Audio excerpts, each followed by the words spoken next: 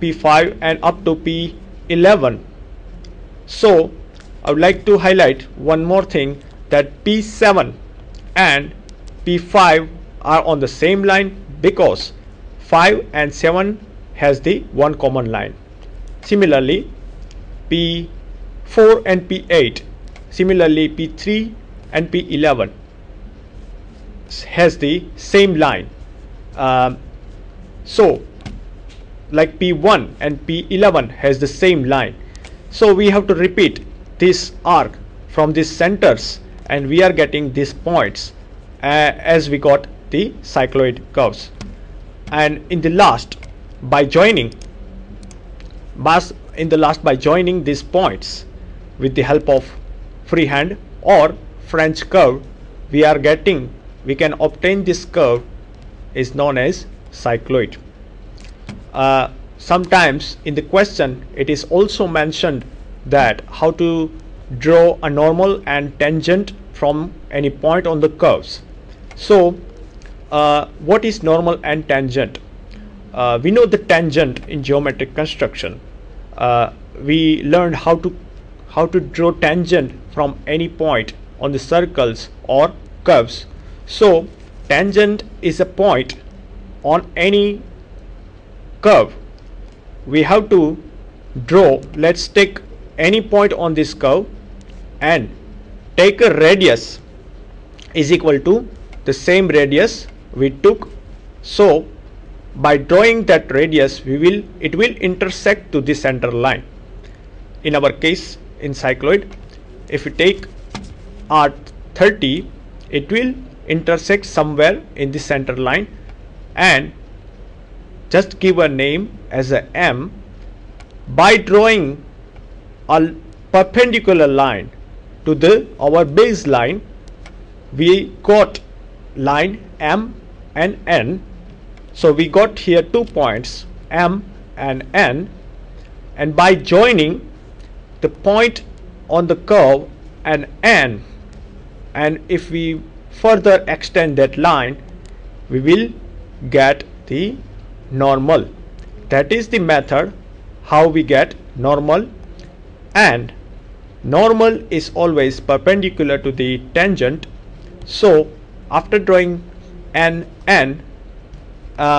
we simply draw a perpendicular to that line passing from the point P, which is our tangent.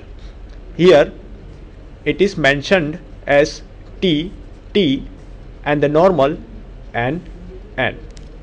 So this is the simple method how to construct cycloid.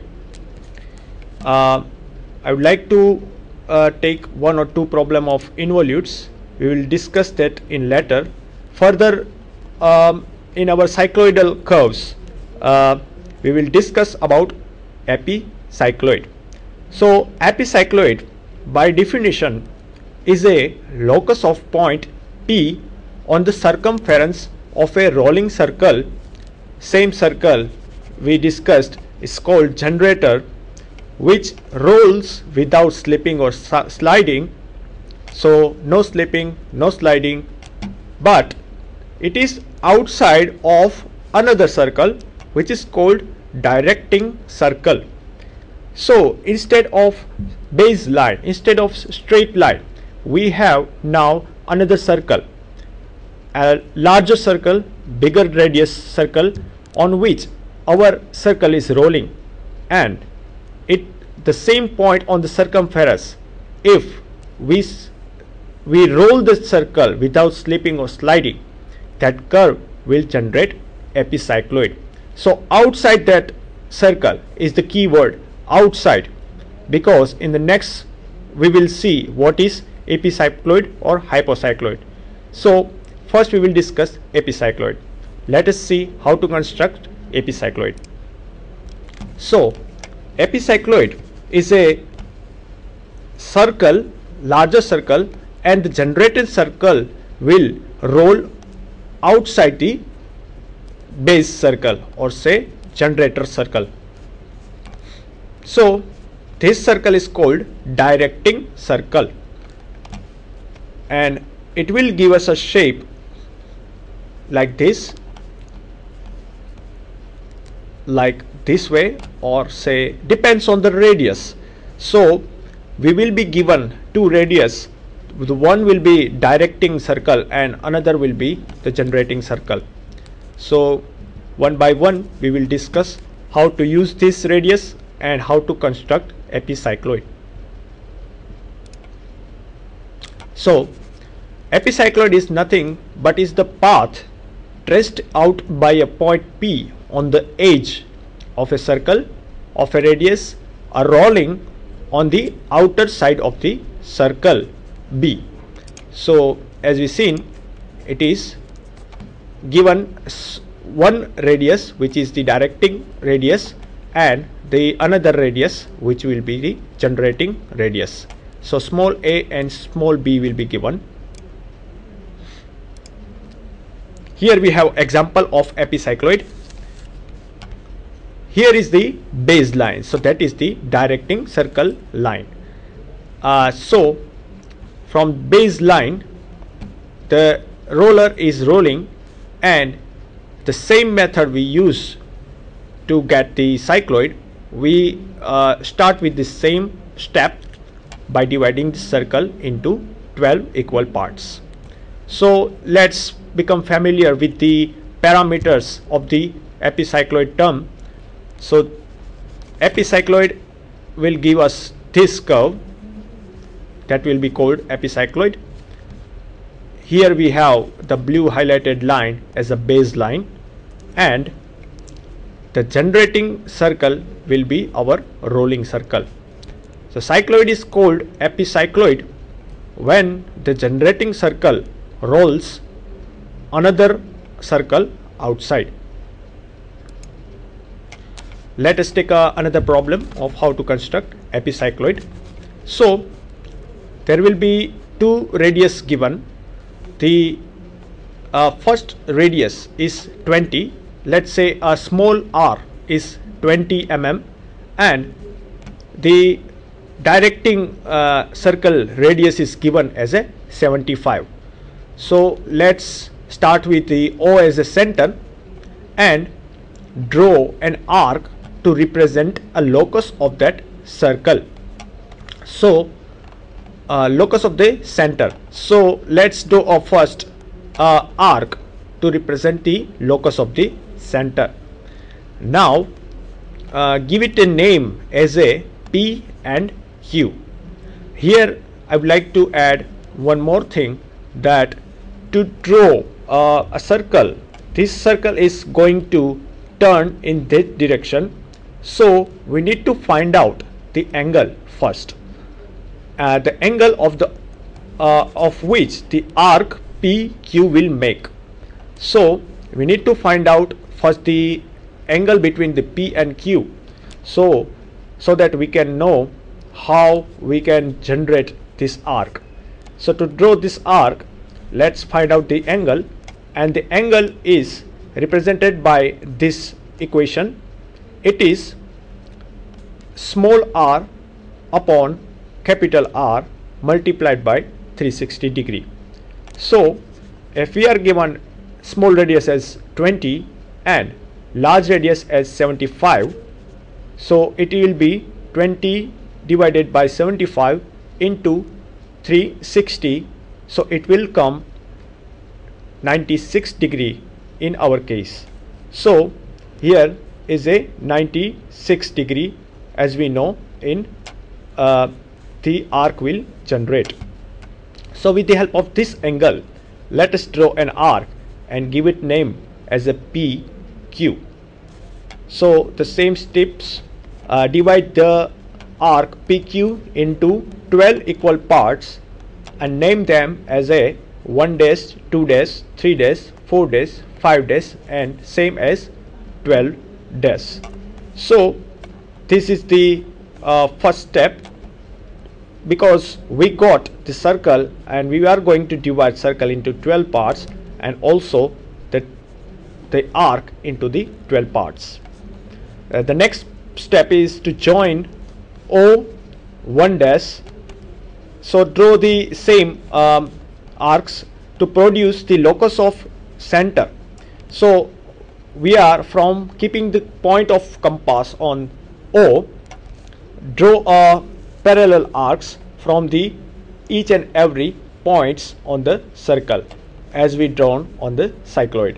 So instead of straight line, we have now the curves, or say let's say it's arcs from 12, from 11 and 1, from 2 and 10, similarly 3 and 9, 4 and 8, and similarly 7, and then the 6 will be the topmost line. So here is the parallel arcs from the same center as a O. So let us divide the center. The locus of the center will be the same on the arc as we have seen in cycloid. So give the name as a C1, C2, C3 up to C11, and then C12 will be the last part on our epicycloid. So same like cycloid, our point P will move like that way up to point P6, because here P6 will be the point where the point P will be exactly on the number 6 position after half revolution, because at this point the circle will revolute half. So from that point the circle will move further to complete one revolution, and we will get the P12 point exactly on the same position on the same line, which is called base circle, or say directing circle line here at that point. So repeat the same step, keeping the radius is equal to CP by the points by the circle C point C1, center point C1. Let's take an arc and get a point P1 somewhere here on the line 1 and 11. From point C2, get an arc with the same radius on the line 2, so we get point P2 somewhere here. From C3, with the same arc, take a arc and get an intersect point on the line 3 to get P3. Then from C4, with the same arc, we get point P4 on the line 4. So it will repeat, because 4 and 6 will share the same line, 4 and 8 will share the same line, and then 6 will be the topmost point, and hence we get all the point from P1 to P12. So in the last, by joining P1, P2, P3 up to P12 with the help of French curve, or say freehand curve, we get the epicycloid. This is our curve epicycloid. Next, if we move further on the last cycloidal, which is called hypocycloid. So in hypocycloid, the curve is produced by a fixed point P on the circumference of a small circle, let's say radius A, rolling around the inside of a large circle of a radius B. So instead of outside, the case will be inside. So this time the smaller circle is inside of the directing circle instead of outside. So here in our case, here is the example of what is the locus, where any point on the circumference, it depends on the radius, it looks like this. So hypocycloid is obtained when the generating circle rolls along another circle inside it. So here the base circle line will be as the larger circle, but the generating circle will be inside of that base circle line. So instead of outside, we have now generating circle inside the base circle, and by repeating the same steps we will get hypocycloid. So the steps will be the same.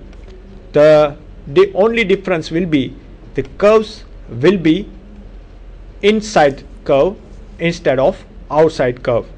So let us see one example of constructing hypocycloid. We have a rolling circle, let's say a small radius of r, and then which is a 4 times smaller than the larger circle.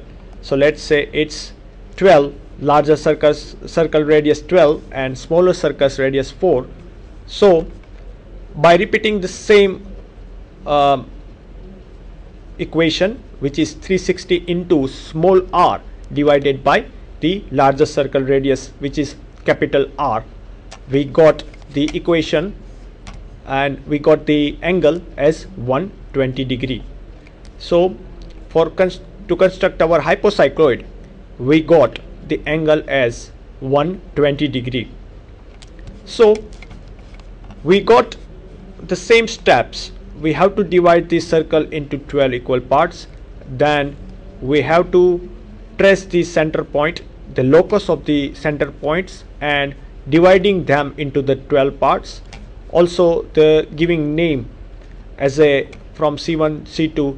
So at this position, the center of this rolling circle will be at this position, and then if we move the circle by intersecting the arc, radius equal to the arc, the point 6C, we are getting the points from 0 here. Again, after completing one revolution, it will ends at that point. So it will be at the same position after one revolution.